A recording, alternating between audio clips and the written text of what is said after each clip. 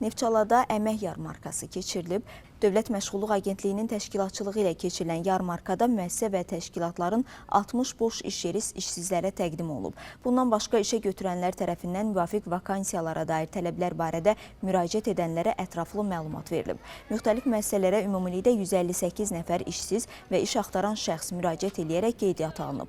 İşə götürən tərəfindən vakansiyalara müraciət edən şəxslərin CVləri qəbul edilərək nəzərdən keçirilib. Uyğun namizədlər növbəti mərhələyə dəvət olunublar. Cəlb edilən şəxslər sırasında müharibə iştirakçıları, qazilər və sosial müdafiəyə xüsusi ehtiyacı olanlara daha çox önəm verilib.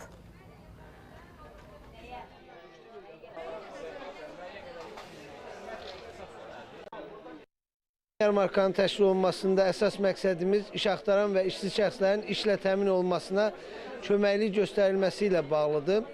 Eyni zamanda iş axtaran işsiz şəxslərlə işə götürənlərin bilavasitə təmasını keçirmək əsas məqsədlərimizdən biridir. Burada Dövlət Məşğulluq Agentliyinin digər aktiv məşğulluq tədbirləri barəsində də vətəndaşlara ətraflı məlumat verilir. Yaxşı qarşıladılar, müsbət, yaxşıdır, pisdir. İşsizliklə bağlı müraciət etmişəm və vakansiyaya uyğun nə varsa, tələbata uyğun görək olacaqsa işləyəcək inşallah.